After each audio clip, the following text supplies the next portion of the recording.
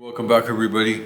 The Pleasant Facade of Evil, Chapter 6, in the section called Dusk, followed by Well-Mannered Amalek. Before we want to jump into this week's lesson, let's look at lessons for life again, what we're headed towards in this chapter, and the kinds of issues we're facing and how we want to relate to them. ABCD 1, 2, 3, 4. 1. The worst kind of evil is that which appears on the surface to be moral, ethical, polite, and socially correct. Don't be fooled. Everything is not always as it appears. 2.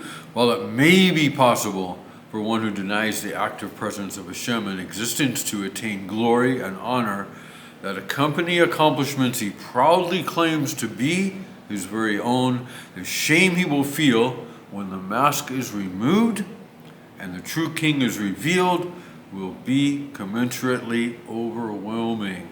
In other words, we can fool some of the people all the time. All the people some of the time, but you can't fool all the people all the time. I know most of us growing up in spending time out there before we come into recovery, there's a lot of masks that we wear and a lot of shame we feel about being who we are. So, it takes a long time to integrate and know that I am exactly who Hashem wants me to be, as long as I continue to do my amends and my pathway towards connecting to Hashem and my life on this planet of doing Hashem's will as best I understand it by practicing mitzvot, Torah, and acts of kindness. 3. Although it takes many long years of effort and toil to attain elevated levels of holiness and purity, the Yetzer Hara is readily accessible to everyone at all times. And finally, even a mundane meal can be considered a holy act if one eats with the proper intention. In a deep way, eating symbolizes the very essence of life as it fills the desolate body with the great light of the soul. From our story, The Pleasant Facade of Evil, after some time, he saw a castle. Many soldiers stood around it. The castle was very beautiful and neat, and the troops were very orderly. The viceroy was afraid that the soldiers would not let him enter, but he thought it over and said, "I will go ahead and try." He left behind his horse and went to the castle. The soldiers didn't stop him at all, and he went from room to room. Finally, he came to the main hall. He saw the king with his crown sitting there. Many soldiers were there as well, as musicians with their instruments before them. It was all very beautiful and pleasant. Neither the king nor anyone else asked him any questions. He saw delicacies and fine foods there, and he stood and ate. Then he went to lie down in a corner to see what would happen next. Well-mannered Amalek, after traveling the path to the side of Hispodadus and the other elements of a personal relationship with Hashem, the viceroy arrives at a large and beautiful castle. As we shall see, this castle represents the realm of no good. Remember the king said to his daughter, the princess, "May the no good one take you away." No good, a place of pure physicality, utterly devoid of faith in a spiritual realm. Many sessions of deep introspection enable the searching Jew to confront a deep darkness, a darkness within which he suspects the princess has disappeared. And Oved Hashem, a servant of Hashem, views physicality as a vessel for divine vitality that is brought into existence each moment by sparks of spiritual energy for the purpose of enabling us to attain closeness with Hashem. The secular viewpoint, however, sees this world not as a means, but as an end unto itself. With no guiding principle in life other than one's egotistical desire for hedonistic pleasure, power, and personal gain, it is all too easy for the beast at the core of the human identity to burst forth and wreak havoc on one's own life, the lives of others, and society at large. We shall carry these principles in all our affairs. The castle before which our hero now stands is the headquarters of this perspective. It is a dark and dismal place and represents a perilous risk for the weary soul.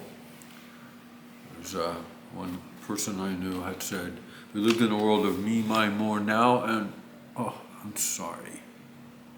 Although one would expect such an evil place to appear physically as it does spiritually, Rabbi Nachman is teaching us that this is not always the case. Instead of describing an old, haunted compound covered in vines and infested with bats flitting menacingly in the eerie yellow moonlight, the tzaddik tells of a castle that is very beautiful, neat, and orderly. His message is clear. Counterintuitive as it may seem, evil does not always appear the way we would naturally assume. Think the world today, think Germany, think college campuses, how neat and orderly sometimes they appear, but what's really going on there? We had news at BBC today, too, of the highest level executives resigned after it was found out that they had been manipulating the news. Indeed, many of those who have been tricked by the silent physical smokescreen into believing in the paramount importance of this fleeting world oftentimes appear to live lives that are beautiful, neat, and orderly. That's why we must never judge people from the outside. What we see on the outside, their homes, their lives, what appears to be going on, we have no idea. David Amalek observed, behold, such are the wicked. They are always at ease, and they increase their riches. That's from Tehillim 73:12. Exceedingly moral and polite, their lives are tidy and orderly. No one would ever suspect what motive stirs beneath the surface, the disdain lurking behind the smile, the hate prowling behind words of love, and the anger roiling beneath the veneer of a kindly spirit. In the words of the Vilna Gaon, the majority of heretics and those who sin in the realm of between man and God appear to be good-natured. This is one of the strategies of the Yetzer Hara, to spread a sneer before those who may be led astray and drawn after them. That's from Eben Shlema 4:13. This is something we are seeing more today than ever in the proliferation of otherwise normal, polite citizens perpetuating mass murder and school shootings and other terror attacks. This book was written before October 7th, and what we've seen in the rise of anti-Semitism among some of the highest level professionals, medical people, technical people working in the technical occupations, professionals, professors. This phenomenon indicates that the anger, meaninglessness, anxiety, depression, and confusion which suddenly burst through the surface in a single senseless act of madness has been hidden away for many long years under the guise of external pleasantness. Again, such a transformation doesn't occur in one day. What we're seeing today has been building, has never gone away, was perhaps under wraps following a brief repose after World War II. But again, it's never gone away. Rust never sleeps. Another less extreme example may be found in the so-called social justice warrior groups on college campuses around the country and other socially and politically far-left organizations around the world. I'm just taking a quick look again at this. Was copyrighted in 2021. This is over 4 years old, written probably over 5 years ago.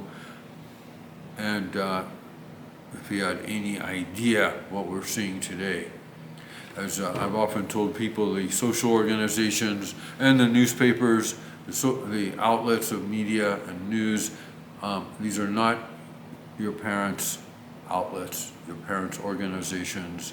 Amnesty International, the Red Cross, and the New York Times, BBC, papers that at least, and organizations at least at one time that ostensibly seemed on the surface to be doing what they said they were doing, obviously weren't and certainly aren't.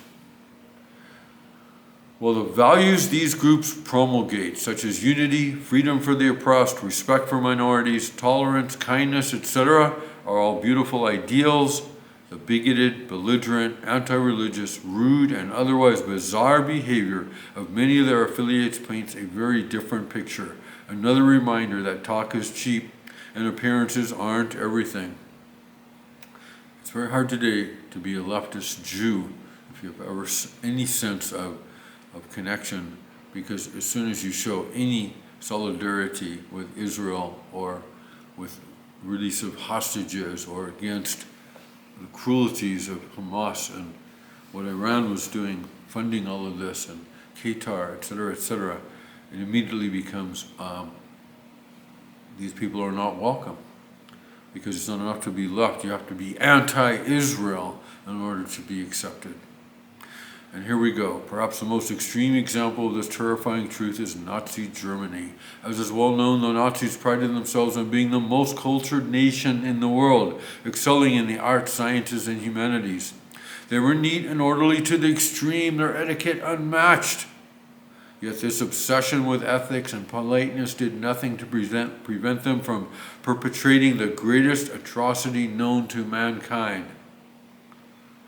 On the contrary, this appearance of decency was so rooted in falsehood that it accompanied the very acts of evil themselves. Survivors of the Shoah, the Holocaust, relate that before shooting a barrage of bullets, the Nazis would address the battered Jews lying before the mass grave they had dug for themselves.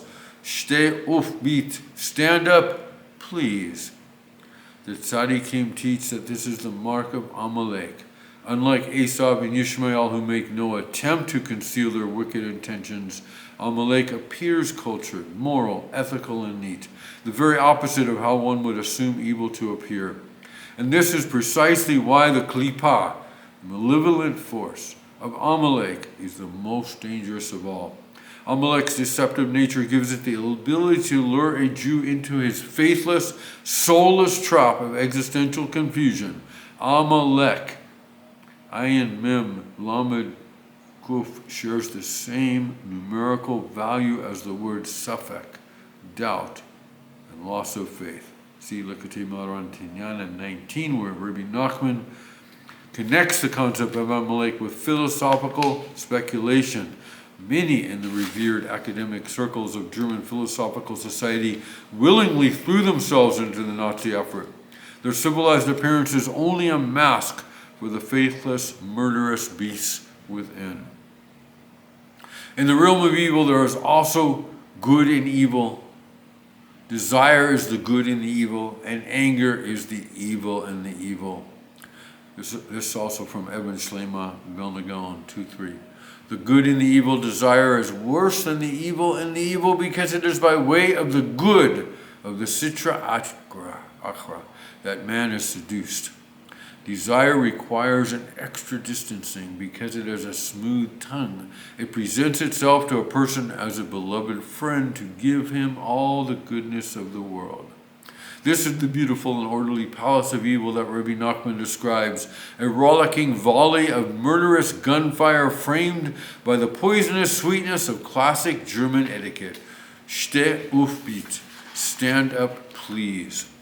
In contradistinction to Amalek's shallow facade of politeness and order, the true spiritual seeker may appear uncouth and ragged, eschewing the false grace, the sheker ha'chein, the lies of the world, sheker ha'chein, the false pretense, the lie of grace of the world. He may appear gruff and uncultured in comparison, but under the surface, the glory of his staunch commitment to a truly ethical, moral, and kindly lifestyle far surpasses any level the nations of the world claimed to have attained. Just a brief footnote here. The discerning reader will realize that this dichotomy is another expression of the 6 sons and the princess. In line with their outwardly oppressive accomplishments, the 6 sons appear cultured and well-mannered in comparison to the princess, whose glory is inward.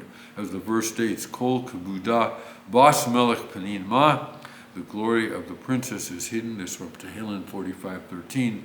When disconnected from the faith embodied by their sister, the 6 sons exemplify external glory, masking internal desolation. Can you imagine how the viceroy appears after his long travels through deserts, fields, and forests? Surely he is unwashed, dusty and disheveled. Perhaps the neat and orderly soldiers guarding the palace of evil even mock his ghastly appearance. Yet those who have the eyes to peer beyond the surface understand just how beautiful the viceroy truly is. Not despite, but because of his appearance and the special journey it implies. People like the viceroy aren't fooled when they see the beautiful castle and the orderly troops. Looking beyond the impressive facade, they can perceive the confusion, sadness, and spiritual devastation that lurks underneath. Sefer Ish HaChasidecha is a remarkable biography of Rav Levi Yitzchak Bender, one of the leading Gedolei Breslov of the previous generation who established Breslover Hasidus in Eretz Yisrael. In this fascinating, important work by Reb Betzalel Friedman, a story is brought about the visit of a high-ranking government official to the Polish city of Grodzinsk. The official's tour around the city included two special stops, one at the main shul and the other Lehavdil at the Catholic Church. At the reception in the shul, the Rav was honored to say a few words. The Rav, who was a tremendous Talmud Chacham and Tzaddik, was very poor and not versed in proper practices of etiquette. In addition, his Polish was far from fluent. Much to the horror of congregants, toward the end of the Rav's barely comprehensible speech, he suddenly wiped his nose with the corner of his coat. The organizers of the event lowered their heads in shame, fearful that the Rav's coarse mannerisms would give the official an unfavorable impression. When the event was over, the official took leave of the committee and proceeded to his next step, the Catholic Church. There he was treated to a glorious sight of wealth and splendor. The bishop's speech, filled with flattery and honor, was delivered with grace and clarity. Upon completion of his tour, the bishop presented his impression of the city's religious institutions. I was very impressed by the culture and elegance of the Catholic place of worship. There I saw beauty and splendor. But in the Jewish place of worship, I saw truth. Bring tears in my eyes. Rav Levi Yitzchak would recount the story often, always accentuated the last line. And I close with, there I saw beauty, but there I saw truth.